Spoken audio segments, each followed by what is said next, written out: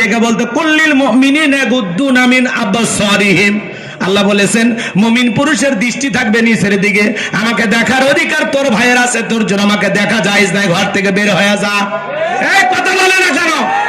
মা বোন যারা শুনতেছেন, মা দুইটা পুরুষ হইতে 2 কিলোমিটার দূরে থাকবেন, একটা দেবর আর একটা দুলাভাই, এরা হলো মৃত্যু তুল্য, বিষাক্ত সাপের চাইতেও ভয়ঙ্কর।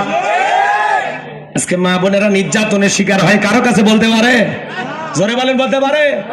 আজকে ঘরের ভিতরে পর্দা নাই, ছোট ভাইয়ের বউ বড় ভাই দেখে, বড় ভাইয়ের বউ ছোট ভাই দেখিচ্ছে, দুলা ভাই শালি দেখিচ্ছে, মানে ঘরে কোনো পর্দাই নাই। এজন্য মাঝে মাঝে আমরা খবর পাই দেবরক নিয়ে ভাবি উদাও, শালিক নিয়ে দুলে ভাই নেটওয়ার্ক বিজি।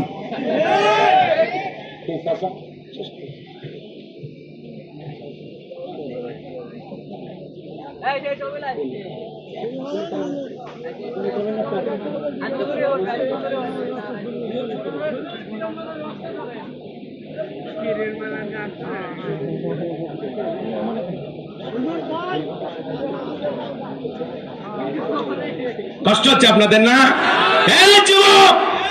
মন খারাপ করছো তোমরা? আচ্ছা, আমার কথা শোনেন, এই সমাজে এগুলো আছে না নাই? কম না বেশি?